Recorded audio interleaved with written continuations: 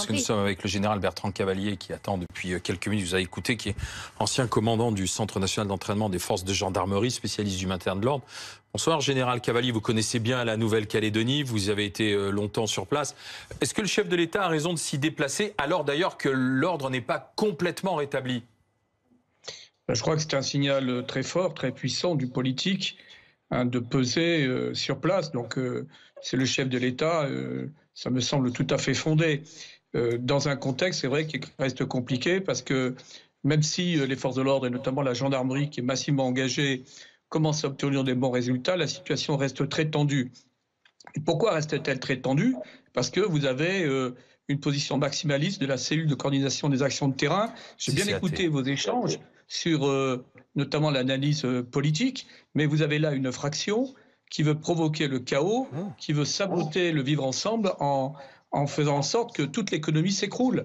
Donc je ne sais pas quelles seront les marges de dialogue avec cette frange. En revanche, les retours que j'ai, parce que j'ai gardé beaucoup de liens sur place, sont qu'au-delà des ethnies, il y a une attente forte, du retour au calme, d'une clarification du jeu politique, de façon à ce que les populations puissent vivre durablement ensemble. Et là, derrière ça, il y a le défi économique. Même des leaders indépendantistes modérés savent très bien que s'il n'y a pas de réponse économique, les vœux d'indépendance relèvent de l'illusion pure. Général, en attendant, on voit bien quand même que même si la situation s'améliore, la sécurité n'est pas totalement établie, puisque Gérald Darmanin lui-même a annoncé que 4 avions vont arriver dans les 48 heures, ce qui va porter à 3000 le nombre de policiers et de gendarmes sur l'île.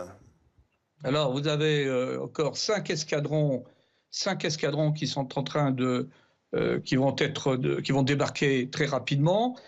C'est un dispositif massif, à dominante de gendarmerie mobile, renforcé par le GIGN. Il y a également, ce qu'il faut le dire, aussi une task force de police judiciaire, parce qu'il faut maintenant qu'il y ait quand même ces actions. Il y a des incendiaires, il y a des meurtriers, il y a des donneurs d'ordre.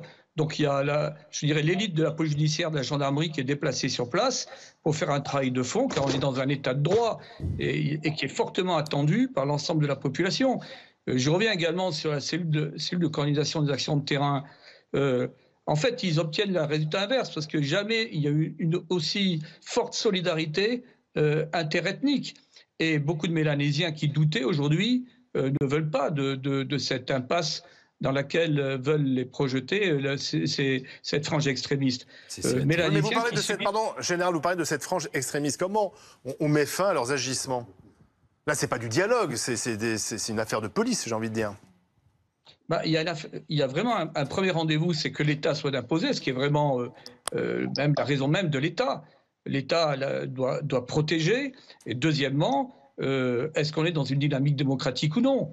Est-ce qu'on veut véritablement, s'agissant de cette extension du corps électoral qui était prévue, qui était admise, mais dont ne veulent pas, notamment la CCAT? Je peux vous dire que même s'il y a un report donc du vote du Congrès, même si on décale dans le temps, ça ne changera rien quant à la position des extrémistes qui sont minoritaires et qui instrumentalisent ces jeunes venus soit de la brousse, soit du Grand Nouméa. Je rappelle quand même qu'il y avait eu des efforts énormes en termes de scolarisation, en termes d'aide d'accès à l'emploi, et que tout cela allait devenir fructueux. Ce qui se passe est absolument vraiment très dommageable, désastreux, désastreux pour ce territoire qui était plein d'espoir. Merci. Même s'il y avait encore, voilà, Merci, même s'il y avait Merci, général.